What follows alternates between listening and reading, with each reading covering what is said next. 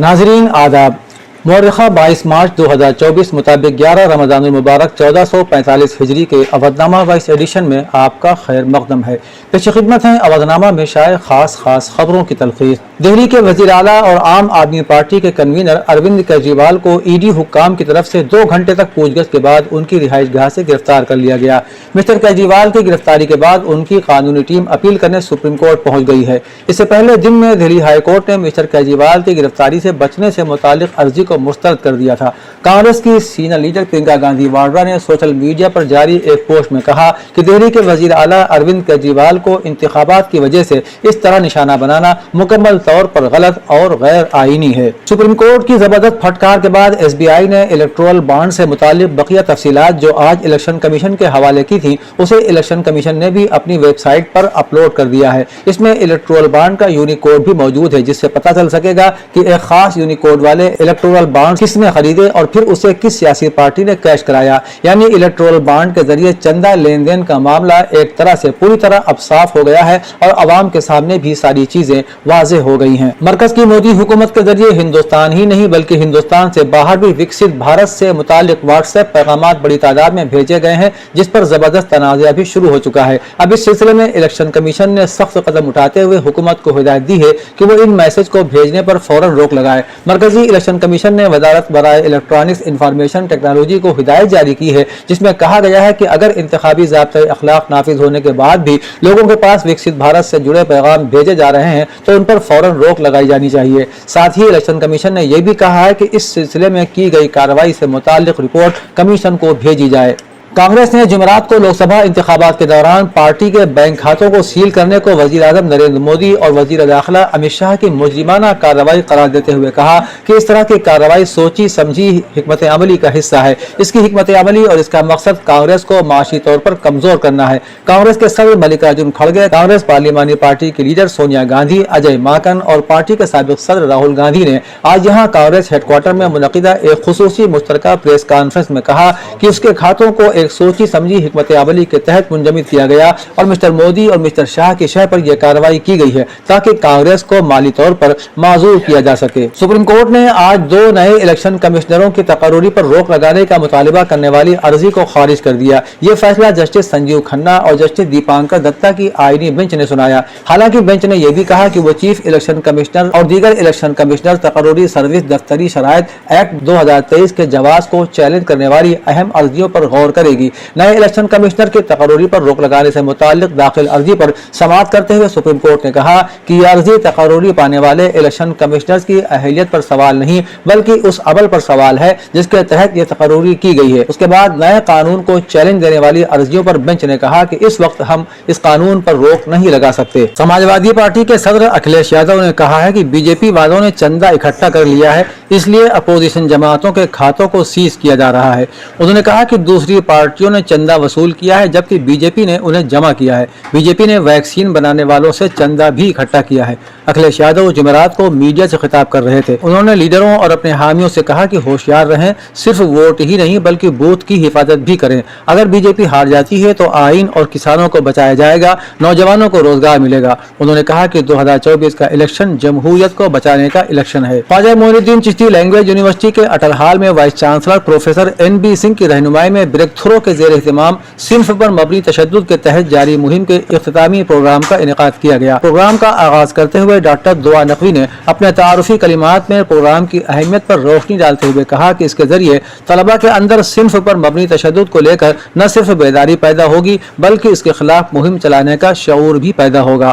Programme के सदर professor Ehtisham Ahmad ने खिताब करते हुए कहा कि इस मुहिम के जरिए तलबा के अंदर सिन्फी हसासियत और समाजी तब्दीली में सिन्फी शराख्त और बराबरी के मसाइल के तई बेदारी पैदा हो सकेगी। तरावीह कुरान मजीद की हिफाजत का बेनजीर निज़ाम है। कुरान करीम और रमजानुल मुबारक का आपस में बड़ा गहरा रिश्ता है। इसी मुबारक माह में रब्बे कायनात ने इंसानियत की रहनुमाई के लिए अपनी आखिरी मुक़द्दस किताब अपने आखिरी नबी पर नाजिल फरमाई। कुरान करीम ऐसी मुबारक और मुक़द्दस किताब है जो भी इसके साये में आएगा वो महफूज हो जाएगा। यानी जिसने भी अपनी ज़िंदगी इसकी हिदायत और तालीमात के मुताबिक गुजारी वो रहमत इलाही के साये में आ जाएगा और गुनाहों से उसकी हिफाजत की जाएगी। ان خیالات کا اظہار مولانا جہانگیر عالم قاسمی نے مسجد زہرا احاطہ سلیمان قدر مولوی گنج میں تراویح کا پہلا دور مکمل ہونے کے موقع پر کیا۔ کرسچن کالج لکھنؤ میں کینسر بیداری پر ایک لیکچر کا اہتمام کیا گیا۔ اس لیکچر میں ڈاکٹر ادیتی نے کینسر اور کینسر کی اقسام، کینسر کی وجوہات اور کینسر سے بچنے کے لیے انسان کو کن احتیاطی تدابیر کو اختیار کرنا چاہیے اس کے بارے میں تفصیل سے بتایا۔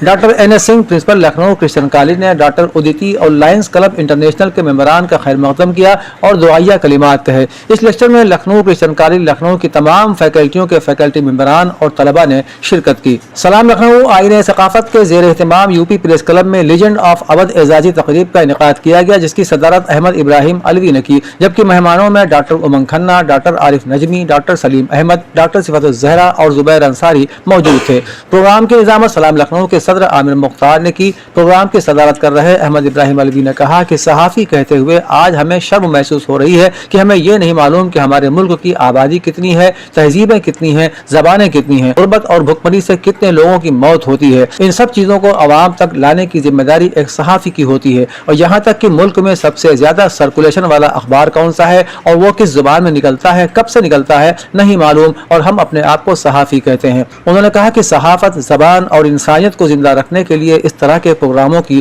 اشد ضرورت ہے۔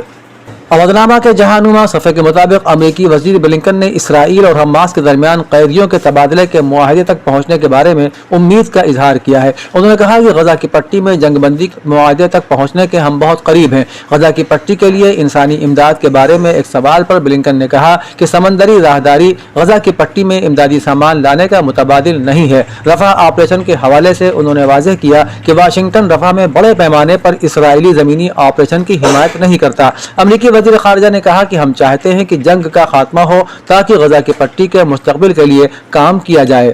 ایک تحقیق میں خبردار کیا گیا ہے کہ اس صدی کے آخر تک دنیا کے تقریباً ہر ملک میں پیدا ہونے والے بچوں کی تعداد اتنی کم ہو جائے گی کہ ممالک کے لیے اپنی آبادی کا تناسب برقرار رکھنا ہی مشکل ہو جائے گا۔ الجزیرہ کی رپورٹ کے مطابق لانسیٹ نامی جریدے میں شائع ہونے والی تحقیق کے مطابق سن 2100 تک 204 میں سے 198 ممالک کی آبادی سکڑ جائے گی۔ اس کے علاوہ زیادہ تر بچوں کی پیدائشیں غریب ممالک میں ہوا کریں گی۔ واشنگٹن یونیورسٹی میں ایک تحقیق کے مطابق سن 2100 میں ہر 2 میں سے ایک بچہ افریقی صحرائی ممالک میں پیدا ہوگا، لیکن صرف صومالیہ، ٹونگا، نائجر، چاڈ، ساموا اور تاجکستان اپنی آبادی کو کنٹرول رکھ سکیں گے۔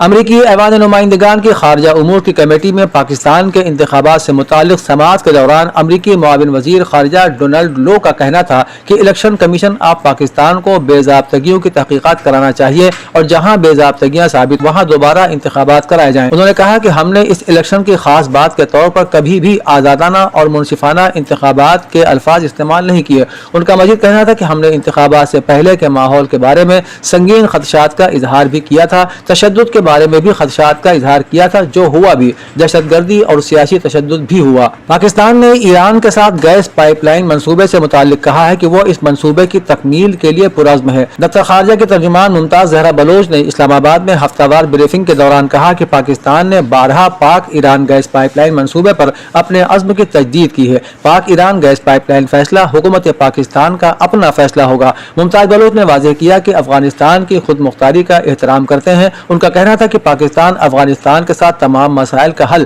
بات چیت کے ذریعے حل کرنے کا خواہش مند ہے، لیکن پاکستان اپنی سرزمین پر دہشت گرد کارروائیوں کو برداشت نہیں کرے گا۔ برطانیہ کے وزیر دفاع گرانٹ سوفٹ نے آسٹریلیا کے اپنے ہم منصب وزیر کے ساتھ ایک معاہدے پر دستخط کیے۔ اس معاہدے کے تحت ایک قانونی فریم ورک طے کر لیا گیا ہے جس سے فوجیوں کی میزبانی اور خفیہ اطلاعات کا ایک دوسرے کے ساتھ اشتراک آسان ہو گیا ہے۔ اس معاہدے کے تحت اگر ایک فریق پر حملہ ہوتا ہے تو دوسرا فریق اس کے دفاع کے لیے مداخلت کر سکے گا۔ برطانوی وزیر نے معاہدے پر دستخط کی تقریب کے بعد کہا کہ یہ غیر معمولی ہے۔ در حقیقت برطانیہ اور آسٹریلیا کے درمیان پہلے سے دفاعی تعاون کا کوئی معاہدہ نہیں تھا۔ یہ ایک تاریخی معاہدہ ہے جس کا مقصد ایشیا میں چین کے عسکری اثر اور رسوخ میں توسیع کو روکنا ہے۔ اودھنامہ میں شائع مضامین کو مکمل طور پر پڑھنے کے لیے اودھنامہ کی ویب سائٹ www.avodhnama.com پر وزٹ کریں اور ای پیپر پر کلک کریں۔